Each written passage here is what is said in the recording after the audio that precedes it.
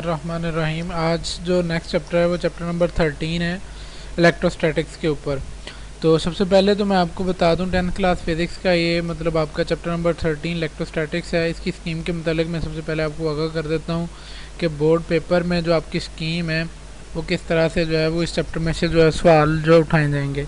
सबसे पहले chapter number 13 को मैंने वो किया हुआ है कलर। तो चैप्टर नंबर 13 में जो एमसीक्यूज़ आएगा इसकी एक्सरसाइज में से एक एमसीक्यूज़ बनेगा और शॉर्ट क्वेश्चन ऑलमोस्ट इस चैप्टर में से 2 बनेंगे और एक लॉन्ग क्वेश्चन बनेगा। तकरीबन 10 नंबर का पेपर आपका इस चैप्टर में से बनेगा। तो आपने अगर इस 10 नंबर गेन करने हैं 60 में से तो आपको जो है वो ये चैप्टर अच्छी तरह तैयार करना चाहिए।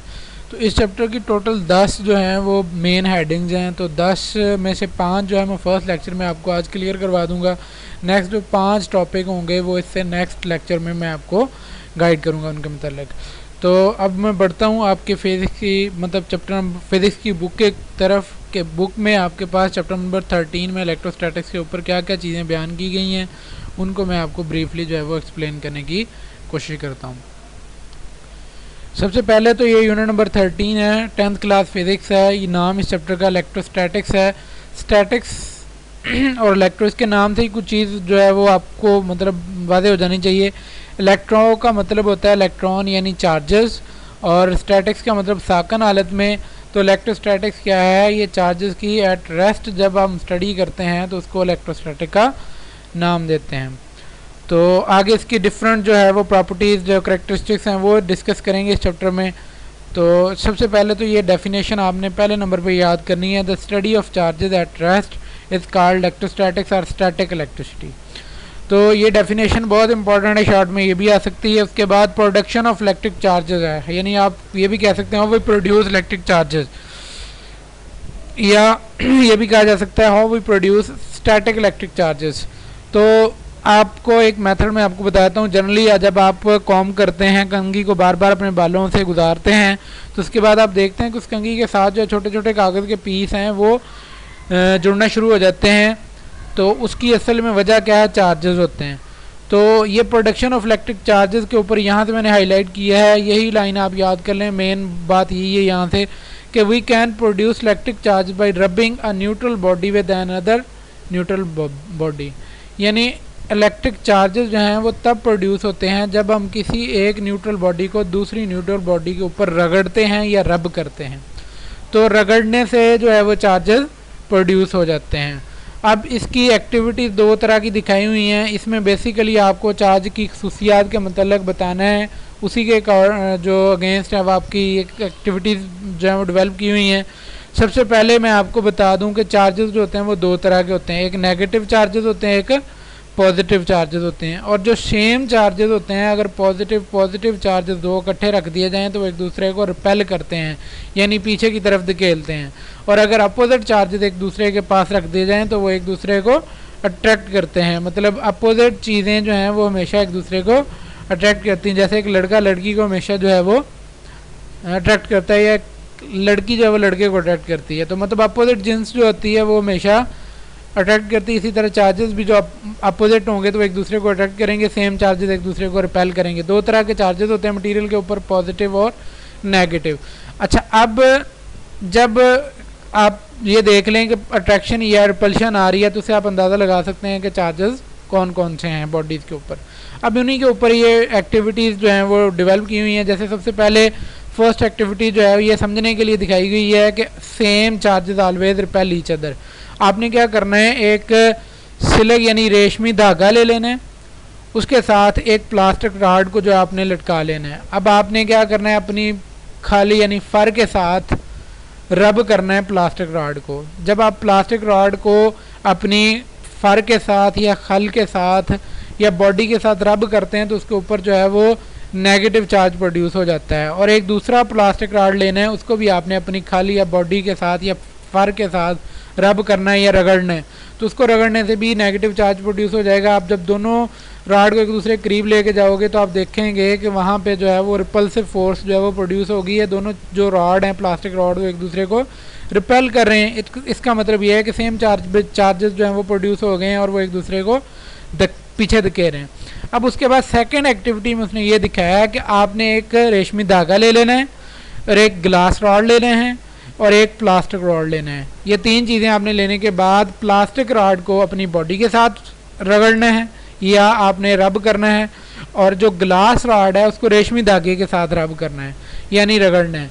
तो आप देखेंगे कि जब हम ग्लास रॉड को रेशमी धागे के साथ रगड़ते हैं तो उसके नतीजे में उसमें पॉजिटिव चार्ज जो हैं वो प्रोड्यूस हो जाते हैं, और जब प्लास्टिक रॉड को हम अपनी बॉडी के साथ रगड़ते हैं, फर के साथ रगड़ते हैं या रब करते हैं, तो उसके नतीजे में उसमें नेगेटिव चार्ज प्रोड्यूस हो जाते हैं। अब इन दोनों अगर रॉड्स को करीब लेके जाएंगे तो वो एक दूसरे को अट्रैक्ट करना शुरू कर देते हैं, जो इस चीज़ को साबित करता है कि इन दोनों बॉडीज़ के ऊपर जो है वो मुखालिफ चार्जेस प्रोड्यूस हो गए हैं, जिसकी वजह से वो जो एक दूसरे को अट्रैक्ट कर रहे हैं। अब इन्हीं एक्टिविटीज़ की बुनियाद पे हम सिर्फ चार्जेस की खसूसियात जो हमने याद रखनी है वो बहुत इंपॉर्टेंट है, ये हैं। वो पीछे जो एक्टिविटीज़ मैंने आपको समझाई हैं वो सिर्फ आपने इन खसूसियात को समझने के लिए उनको करना है, और उसकी कोई ज़रूरत नहीं है, उसको याद करने की कोई ज़रूरत नहीं है। अब ये वाले जो हाईलाइट मटेरियल है वो आपने अच्छी तरह तैयार कर लेना है, यानी आप पीछे वाली एक्टिविटी से ये सारा कुछ समझ पाएंगे। अब फर्स्ट कैरेक्टरिस्टिक्स ऑफ चार्ज ये है कि charge is basic property of material body due to which it attracts और रिपेल एन अदर ऑब्जेक्ट, यानी किसी भी मटेरियल के ऊपर चार्ज जो है वो उसकी बुनियादी खसूसियत है जिसकी बिना पे वो एक दूसरे जिस्म को अपनी तरफ खींचता है या पीछे धकेलता है। उसके बाद friction produce two different types of charges, जब हम रगड़ते हैं, रगड़ाव आता है या फ्रिक्शन आती है तो उसके नतीजे में दो तरह के चार्जेस प्रोड्यूस हो जाते हैं। और जैसे कि हमने ग्लास और प्लास्टिक दो मटेरियल को दो मुख्तलिफ सतहों के ऊपर रगड़ कर देखा था कि उसके अंदर एक के ऊपर पॉजिटिव चार्ज आ गया था, एक के ऊपर नेगेटिव चार्ज आ गया था। उसके बाद नेक्स्ट प्रॉपर्टी ये है कि लाइक चार्जेस, यानी पॉजिटिव पॉजिटिव को रिपेल करेगा, नेगेटिव नेगेटिव को रिपेल करेगा। अनलाइक चार्जेस यानी पॉजिटिव और नेगेटिव एक दूसरे को क्या करेंगे, अट्रैक्ट करेंगे। उसके बाद repulsion is the sure test of charge on a body, यानी अगर आपके पास रिपल्शन या अट्रैक्शन आती है तो आपको 100% ये श्योर हो जाता है कि इसके ऊपर जो है वो चार्जेस प्रोड्यूस हो गए हैं। तो किसी भी बॉडी की अट्रैक्शन या रिपल्शन का पता जो है वो उसके ऊपर चार्ज की मौजूदगी का पता बताता है। तो चार्ज किस तरह से प्रोड्यूस होते हैं, रब करने से या रगड़ने से चार्ज प्रोड्यूस होते हैं। चार्ज दो तरह के होते हैं, negative and positive. Same charges always repel each other and opposite charges always attract each other. ये कुछ चीज़ें थी जो आपने यहाँ से याद करनी थी। अब उसके बाद नेक्स्ट हेडिंग बहुत इंपॉर्टेंट, लॉन्ग सवाल भी पॉसिबल है, शॉर्ट सवाल भी पॉसिबल है। इलेक्ट्रोस्टैटिक इंडक्शन, यानी चार्ज प्रोड्यूस करने के वैसे तो चार मेथड हैं। एक रबिंग से भी चार्ज प्रोड्यूस होता है, एक इलेक्ट्रोस्टैटिक इंडक्शन का मेथड है, एक इलेक्ट्रोमैग्नेटिक इंडक्शन है, एक म्यूचुअल इंडक्शन है, एक सेल्फ इंडक्शन है। तो इन 4 से 5 वेज की बदौलत हम जो है वो चार्ज प्रोड्यूस कर सकते हैं। बाकी जो इलेक्ट्रोमैग्नेटिक, म्यूचुअल या सेल्फ इंडक्शन है, ये जो है वो चार्ज जब मूव कर रहे होते हैं तब उस सूरत में चार्ज प्रोड्यूस करता है। लेकिन इलेक्ट्रोस्टैटिक और रबिंग का मेथड वो है जिसमें जो है आपके पास साकन चार्जेस या इलेक्ट्रोस्टैटिक स्टडी जब हम करते हैं तब आपके पास इलेक्ट्रोस्टैटिक इंडक्शन वाला जो मेथड है वो भी इंट्रोड्यूस होता है। अब सबसे पहले इलेक्ट्रोस्टैटिक इंडक्शन की मैं आपको डेफिनेशन बता दूं जो याद करनी, उसके बाद इसकी हेडिंग फिगर समझा देता हूं। अगर आपको वो चीज़ें समझ आ जाती हैं तो उन्हीं को आपने एक्सप्लेन करना है और आपका लॉन्ग क्वेश्चन और शॉर्ट क्वेश्चन बड़ा अच्छा जो बहुत इंपॉर्टेंट है वो तैयार हो जाएगा। अब नेक्स्ट हम आते हैं इसकी डेफिनेशन की तरफ। ये वाली दो बातें आपने अच्छी तरह तैयार करनी है। ये इसकी डेफिनेशन है इलेक्ट्रोस्टैटिक इंडक्शन की, और ये वाली 4 figures A, B, C and D, ये 4 फिगर्स अगर आपको समझ आ जाती हैं तो आपका इलेक्ट्रोस्टैटिक इंडक्शन वाला टॉपिक जो है वो बड़े अच्छे तरीके से आपका रेडी हो जाएगा और आपका कोई नंबर जो है यहाँ से माइनस नहीं होगा बल्कि आपको प्लस नंबर मिलेंगे। अब सबसे पहले इलेक्ट्रोस्टैटिक इंडक्शन, इंडक्शन का मतलब होता है चार्ज का प्रोड्यूस होना या चार्जेस का पैदा होना इंडक्शन कहलाता है। इलेक्ट्रोस्टैटिक क्या है कि जब हम एक न्यूट्रल बॉडी के पास एक चार्ज बॉडी लेके आते हैं तो उसके नतीजे में उस न्यूट्रल बॉडी के एक सिरे पे पॉजिटिव चार्ज और दूसरे सिरे पे नेगेटिव चार्ज का पैदा हो जाना जो है वो इलेक्ट्रोस्टैटिक इंडक्शन कहलाता है।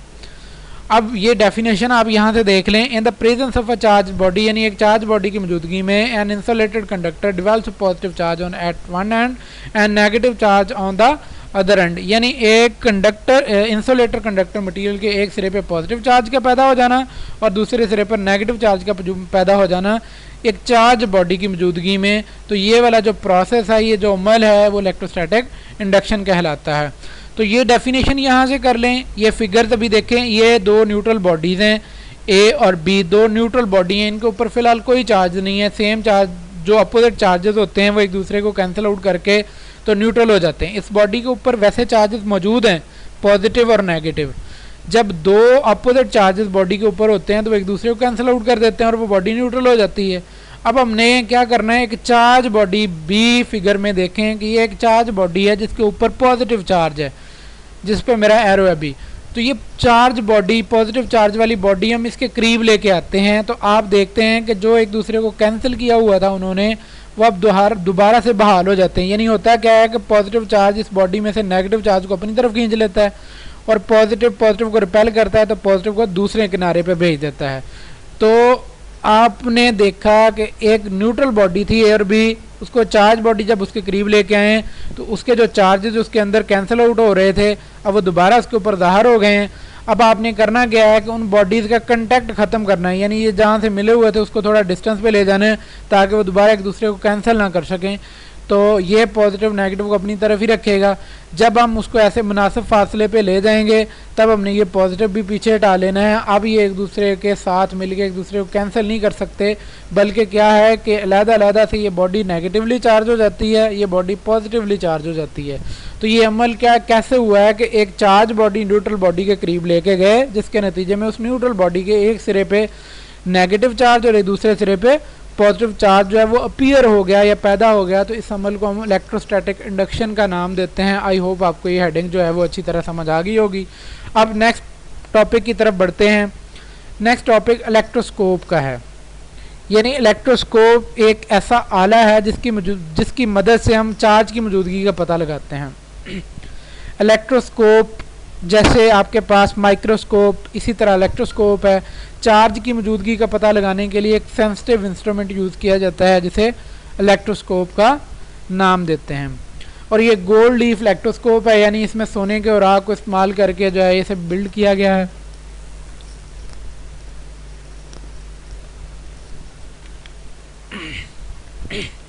सॉरी, अभी मैं आपको बताता हूँ। जैसे ये इलेक्ट्रोस्कोप जो है ये फिगर में आपको साइड पे दिखाया गया है। अनचार्ज इलेक्ट्रोस्कोप है। इसके पार्ट्स को आप थोड़ा सा समझ लें। इसका काम ये है कि ये चार्ज की मौजूदगी का पता लगाने के लिए इस्तेमाल किया जाता है। ब्रास डिस्क एक होती है, इसके अंदर मतलब इसके ऊपर लगी होती है। ब्रास यानी पित्तल की बनी हुई, पित्तल मटेरियल की बनी हुई डिस्क होती है। ब्रास रॉड है, पित्तल मटेरियल का बना हुआ एक रॉड इसके अंदर लगा होता है और उसके आगे दो लीव्स यानी गोल्ड लीफ, सोने के औराक जो हैं वो नस्ब होते हैं। और उसके बाद ये ग्लास जार के अंदर बंद है। एक इंसुलेटर कार की मदद से इसको अंदर से निकाला हुआ है ताकि ये इस ग्लास जार के साथ कांटेक्ट में ना आ सके। और एक एल्यूमिनियम फॉयल की मदद से इसको ग्राउंड किया जाता है ताकि बैरूनी किसी खदशे से अगर कोई इसको शॉर्ट सर्किट होता है तो वो सारा चार्ज जो है वो ग्राउंड में चला जाए, ये वाला जो इंस्ट्रूमेंट है वो महफूज रहे। अब आपने इसकी ज़रा डिटेल में आना है तो यही वाली सारी बातें जो मैंने आपको बताई हैं कि ये किन चीज़ों पर मुश्तमिल होता है। ब्रास डिस्क है, ब्रास रॉड है, दो gold leaf foils gold leaf हैं, ठीक है। उसके बाद एक ग्लास जार है और एक एल्यूमिनियम फॉइल की मदद से इसे ग्राउंड किया होता है। The gold leaf electroscope is a sensitive instrument for detecting charge, used for detecting charge. ये एक सेंसिटिव इंस्ट्रूमेंट है जो चार्ज को डिटेक्ट करने के लिए इस्तेमाल होता है। It consist of brass rod with a brass disc at the top and two thin leaves of gold foil hanging at the bottom. यानी दो गोल्ड लीफ जो हैं वो हैंग किए हुए हैं बॉटम के ऊपर और एक ब्रास रॉड है, एक ब्रास डिस्क है। यही वाली बातें से यहाँ तक उसने बताई हुई हैं। ये आप इसको अच्छी तरह तैयार कर लें। सारे पार्ट्स ही बताए हुए कि कौन कौन से हैं। अब उसके बाद ये थोड़ी सी चीज़ समझने वाली है और आपने फिगर देखनी है और इसे समझना है और आपको ये सारा काम जो है ये इलेक्ट्रोस्कोप वाला समझ आ जाएगा। अब जैसे फर्स्ट हेडिंग है detecting the presence of charge, यानी इलेक्ट्रोस्कोप हमें कैसे बताता है कि उस बॉडी के ऊपर चार्ज है या नहीं है। इस फिगर को ज़रा देखें। अगर ये बॉडी न्यूट्रल है जो इसके करीब लाई जा रही है जिसके ऊपर कोई चार्ज नहीं है, तो इस गोल्ड लीफ फॉइल्स जो हैं, जो पत्ते हैं, सोने के औराक हैं, उनमें कोई डिफ्लेक्शन नहीं आती, उनमें टेढ़ापन नहीं आता, वो फैलते नहीं हैं, डाइवर्ज नहीं होते, वो वहीं पे रहते हैं जहाँ पे लगे हुए हैं।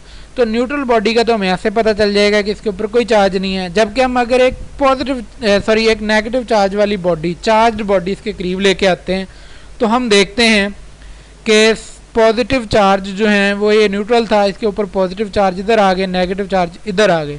अब सेम चार्जेस की वजह से ये रिपल हुए और आग जो है वो डाइवर्ज होना शुरू हो गई, यानी फैलाव उनमें आ जाता है। तो इस तरह से आप पहले नंबर पे बता सकते हैं कि इस बॉडी के ऊपर चार्ज है, इसके ऊपर नहीं है। अगर तो चार्ज नहीं है तो सोने के और आग वैसे ही रहेंगे, अगर बॉडी के ऊपर चार्ज है तो सोने के और आग जो है वो डाइवर्ज होना शुरू हो जाते हैं, क्योंकि ये इंसुलेटर है और इंसुलेटर के ऊपर पॉजिटिव और नेगेटिव एक दूसरे को कैंसिल कर रहे होते हैं, इस वजह से वो न्यूट्रल हो जाते हैं। जब ही हम इसके करीब कोई चार्ज बॉडी लेके आते हैं नेगेटिव वाली, तो वो नेगेटिव जो इसके करीब आ रहे थे पॉजिटिव, उनको अपनी तरफ खींच लेता है, ये पॉजिटिव अलहदा हो जाते हैं, नेगेटिव अलहदा हो जाते हैं, और नेगेटिव नेगेटिव को रिपेल करता है, जिसकी वजह से ये और आग फैल जाते हैं। और हम कह सकते हैं कि इस वाले रॉड के ऊपर चार्जेस थे, इस वाले रॉड के ऊपर कोई चार्ज नहीं है। तो इसकी बदौलत जो इलेक्ट्रोस्कोप है वो आपको बता देता है कि बॉडी के ऊपर चार्ज है या नहीं है। नेचर ऑफ चार्ज जो है वो नेक्स्ट हेडिंग में मैं बताऊंगा कि हम कैसे बता सकते हैं कि इस बॉडी के ऊपर कौन सा चार्ज है। उसके बाद पहले उसके लिए मतलब नेचर ऑफ चार्ज बताने के लिए हम पहले इलेक्ट्रोस्कोप को चार्ज करना होगा हमें, उसके बाद हम नेचर ऑफ चार्ज के मतलब बता सकते हैं कि बॉडी के ऊपर कौन सा चार्ज था। पहले तो हम सिर्फ ये बता सकते हैं कि बॉडी के ऊपर चार्ज है या नहीं है। उसके बाद हम इलेक्ट्रोस्कोप को पहले चार्ज करते हैं पॉजिटिवली, फिर उसके बाद हम देखेंगे कि जो बॉडी हम करीब लेके आ रहे हैं इसके ऊपर चार्जेस कौन से थे। अब ये सबसे पहले समझ लें कि charging the electroscope by electrostatic induction, यानी इलेक्ट्रोस्टैटिक इंडक्शन की बदौलत आपने इलेक्ट्रोस्कोप को क्या करना है, चार्ज करना है। अब सबसे पहले फिगर्स को समझ लें तो आपको ये बात सारी क्लियर हो जाएगी कि हम एक नेगेटिव तौर पे चार्ज बॉडी इसके करीब लेके आते हैं, तो वो इसमें इस न्यूट्रल बॉडी में से पॉजिटिव इसके करीब ले आता है और नेगेटिव को नीचे धकेल देता है और वो यहाँ पे आ जाते हैं। अब हम क्या करते हैं कि ये जो इलेक्ट्रॉन्स हैं नेगेटिवली चार्ज हैं उनको हम एक अर्थ वायर्स की बदौलत से ग्राउंड करते हैं, एल्यूमिनियम फॉइल की बदौलत से, और वो जो इलेक्ट्रॉन है उनका फ्लो ग्राउंड में भेज देते हैं। यहाँ पे इलेक्ट्रॉन ख़त्म हो जाते हैं, सिर्फ पॉजिटिव चार्ज रह जाते हैं जो इस इलेक्ट्रॉन की वजह से यहाँ पे बंधे रहते हैं। अब आप इस वाली जो चीज़ है इसको साइड पे हटा दें, पीछे ले जाएं, तो आप देखेंगे कि ये पॉजिटिव चार्ज जो है वो परमानेंटली इस इलेक्ट्रोस्कोप के ऊपर आ जाते हैं। अब आप कह सकते हैं कि आपका इलेक्ट्रोस्कोप जो है वो पॉजिटिवली चार्ज हो गया है। और अब हमने ये चार्ज इसलिए किया ताकि हम नेक्स्ट हेडिंग में ये बता सकें कि बॉडी के ऊपर जो चार्ज जो हम इसके करीब लेके आ रहे हैं, जिसको हम चार्ज को डिटेक्ट कर रहे हैं कि बॉडी चार्ज है या नहीं है, तो उसके ऊपर फिर हम उसकी नेचर ऑफ चार्ज बता सकें कि इसको बॉडी के ऊपर कौन सा चार्ज था, पॉजिटिव था या नेगेटिव था। तो उसको नेचर ऑफ चार्ज पता करने के लिए पहले हमें इलेक्ट्रोस्कोप को क्या करना होता है, चार्ज करना होता है। तो हमने इसको इलेक्ट्रोस्टैटिक इंडक्शन की बदौलत इन तीन फिगर्स को समझ के देख लिया कि हमारा जो इलेक्ट्रोस्कोप है किस तरह पॉजिटिवली चार्ज होता है। उसके बाद नेक्स्ट हेडिंग में आ जाएं तो ये वाली हेडिंग आपकी है detecting the type of charge या नेचर ऑफ चार्ज। आपने डिटेक्ट करना है कि कौन सी नेचर का चार्ज आपके पास उस रॉड के ऊपर है जो आप उसके करीब लेके आ रहे हैं। इस बॉडी के ऊपर हमें नहीं पता कौन सा चार्ज है, हम इसके करीब लेके आते हैं तब हमें पता चलेगा कि कौन सा चार्ज इस बॉडी में पाया जा रहा है। अब हम इसके करीब इसको लेके आए तो फर्ज किया कि इसके ऊपर पॉजिटिव चार्ज था, तो वो पॉजिटिव को रिपेल करके नीचे भेज देगा, इसमें डाइवर्जेंस बहुत ज़्यादा हो जाएगी। और ये चौंका पहले से ही पॉजिटिवली चार्ज थी, इसके और आग बिल्कुल करीब थे। जब हम इसको जो है पॉजिटिव चार्ज इसके करीब लेके आते हैं तो डाइवर्जेंस मज़ीद बढ़ जाती है। सोने के और आग की डाइवर्जेंस क्या करती है, मज़ीद बढ़ जाती है अगर पॉजिटिव चार्ज वाले बॉडी हम इसके करीब लेके आएंगे। तो अगर हम इसे पहले पॉजिटिवली चार्ज किया हुआ है हमने इसे, और एक पॉजिटिव चार्ज वाली बॉडी ही इसके करीब आएगी, तो ये जो डाइवर्जेंस है वो बहुत ज़्यादा बढ़ जाएगी। अगर नेगेटिव चार्ज वाली बॉडी पॉजिटिव तौर पर चार्ज इलेक्ट्रोस्कोप के करीब आएगी, तब क्या होगा कि इसके ऊपर नेगेटिव चार्ज थे, ये जो सोने के और आग के ऊपर पॉजिटिव चार्ज है, ये सारे पॉजिटिव चार्जेस वो इसके करीब आ जाएंगे। आपका ये जो सोने के और आग हैं, ये गोल्ड लीफ हैं, वो कन्वर्ज हो जाएंगे या इकट्ठे हो जाएंगे, एक दूसरे के साथ मिल जाएंगे। तो उससे हम कह सकेंगे कि जो रॉड हम उसके करीब लेके आए उसके ऊपर नेचर ऑफ चार्ज जो है वो नेगेटिव है। तो इस तरह से हम बता सकते हैं कि नेचर ऑफ चार्ज बॉडी के ऊपर कौन सा था। उसके बाद नेक्स्ट हेडिंग है identifying conductor and insulator material. हम इलेक्ट्रोस्कोप की मदद से ये भी बता सकते हैं कि जो हम मटेरियल उसके करीब लेके आ रहे हैं वो मटेरियल कंडक्टर है या इंसुलेटर है। सपोज दैट आप एक आपके पास ये पॉजिटिवली चार्ज है, यानी इसके ऊपर पॉजिटिव चार्ज प्रोड्यूस है पहले से इलेक्ट्रोस्कोप के अंदर। आप इसके ऊपर एक कंडक्टर मटेरियल ला के इसके साथ टच करते हैं तो वो जो पॉजिटिव चार्ज हैं वो मटेरियल में जो है वो फ्लो करना शुरू कर देते हैं, उस कंडक्टर मटेरियल में कंडक्ट करते हैं और आगे मूव कर जाते हैं। लेकिन अगर वो बॉडी न्यूट्रल है, यानी इंसुलेटर है, सॉरी, अगर वो बॉडी इंसुलेटर है तो उसमें कंडक्शन नहीं होगी, जो चार्जेस हैं वो उसमें से फ्लो नहीं करेंगे। आप इसके साथ टच करेंगे उस इंसुलेटर मटेरियल को तो इसमें कोई फ़र्क नहीं आएगा, जिसकी बदौलत आप कह सकते हैं कि ये जो बॉडी थी ये इंसुलेटर थी। लेकिन अगर हम इसके पास को कंडक्टर बॉडी लेके आते हैं तो कंडक्टर बॉडी की बदौलत इसमें जो है वो चेंजिंग आती है। तो इस तरह से हम कह सकते हैं कि जो आपकी बॉडी है वो इंसुलेटर है या कंडक्टर है। तो इलेक्ट्रोस्कोप क्या है कि सेंसिटिव इंस्ट्रूमेंट है जो चार्जेस की मौजूदगी का पता लगाने के लिए इस्तेमाल किया जाता है, नेचर ऑफ चार्ज पता लगाने के लिए इस्तेमाल किया जाता है, या बॉडी के मतलब पता लगाने के लिए कि वो कंडक्टर है या इंसुलेटर है उसके लिए इस्तेमाल किया जाता है। तो इलेक्ट्रोस्कोप को पॉजिटिव तौर पे चार्ज करने के लिए इलेक्ट्रोस्टैटिक इंडक्शन का मेथड इस्तेमाल किया जाता है। ठीक है, ये 3-4 बातें जो इंपॉर्टेंट थी वो आपने यहाँ से समझनी थी। अब उसके बाद कूलम्स लॉ इस चैप्टर की बहुत इंपॉर्टेंट हेडिंग है, बहुत इंपॉर्टेंट लॉन्ग सवाल है कि कूलम लॉ क्या है, किसने बयान किया, इसके मुताबिक आपके पास इसका फार्मूला आपने ड्राइव करना है। तो यहाँ से मैंने हाईलाइट किया है कि ये दो चार्जेस के ऊपर कूलम लॉ बहस करता है। अगर दो चार्जेस रख दिए जाएं एक दूसरे के पास, चाहे वो अपोजिट हैं चाहे वो सेम चार्जेस हैं, तो हम देखेंगे कि वो एक दूसरे के ऊपर रिपल्सिव या अट्रैक्टिव फोर्स लगाते हैं। अब वो फोर्स डायरेक्टली प्रोपोर्शन होती है चार्जेस की मैग्नीट्यूड के ऊपर, यानी चार्जेस की जितनी ज़्यादा कीमत होगी उतनी ज़्यादा उनमें अट्रैक्टिव या रिपल्सिव फोर्स आएगी, और उनके दरमियान जो फासला होगा उसके इन्वर्सली प्रोपोर्शन होगी, यानी डिस्टेंस के स्क्वायर के इन्वर्सली प्रोपोर्शन वो अट्रैक्टिव या रिपल्सिव फोर्स होगी। तो अब ये जो लॉ है ये किसने बयान किया, कब बयान किया? ये फ्रेंच साइंटिस्ट चार्ल्स कूलम इसका नाम था। उसने 1725 में एक्सपेरिमेंटली इस्टेब्लिश किया था कि इलेक्ट्रिक फोर्स के मतलब जिसमें दो स्टेशनरी चार्जेस को उसने इस्तेमाल करके कूलम लॉ जो है वो ड्राइव किया था। अब कूलम लॉ की मदद से हम कह सकते हैं कि ये फोर्स जो है, ये इलेक्ट्रोस्टैटिक फोर्स है, वो डायरेक्टली प्रोपोर्शन होगी Q1 Q2 चार्जेस के, यानी चार्जेस के हासिल ज़रब के डायरेक्टली प्रोपोर्शन फोर्स होगी, और फोर्स इन्वर्सली प्रोपोर्शन होगी डिस्टेंस के स्क्वायर के। तो 1/r² जो है वो आपका डिस्टेंस का स्क्वायर है, ये इन्वर्सली प्रोपोर्शन है, और F directly proportion Q1 Q2 होगा।